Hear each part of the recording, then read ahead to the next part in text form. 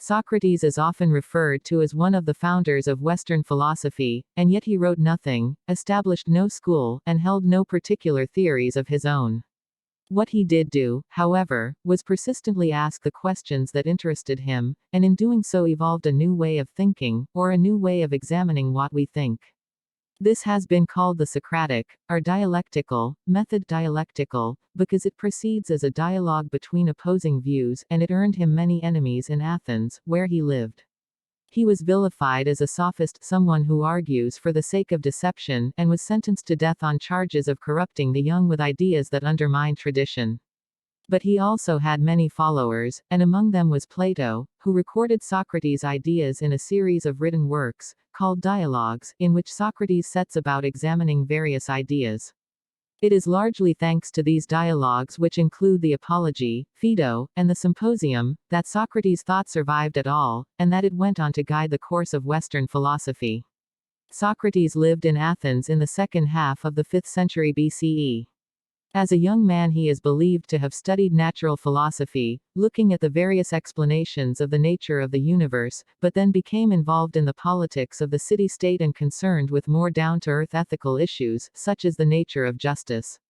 However, he was not interested in winning arguments, or arguing for the sake of making money, a charge that was leveled at many of his contemporaries.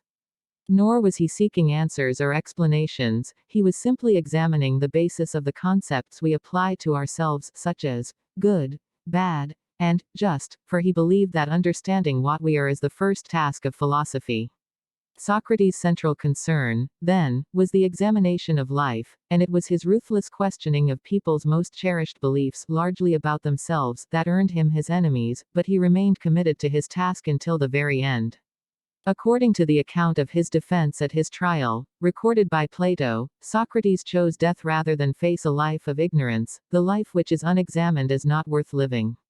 But what exactly is involved in this examination of life for Socrates? It was a process of questioning the meaning of essential concepts that we use every day but have never really thought about, thereby revealing their real meaning in our own knowledge or ignorance.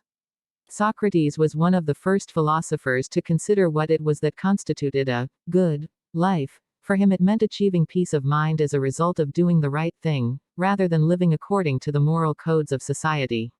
And the right thing can only be determined through rigorous examination. Socrates rejected the notion that concepts such as virtue were relative, insisting instead that they were absolutes, applicable not just to citizens of Athens or Greece, but to all people in the world. He believed that virtue, erte in Greek, which at the time implied excellence and fulfillment, was the most valuable of possessions, and that no one actually desires to do evil.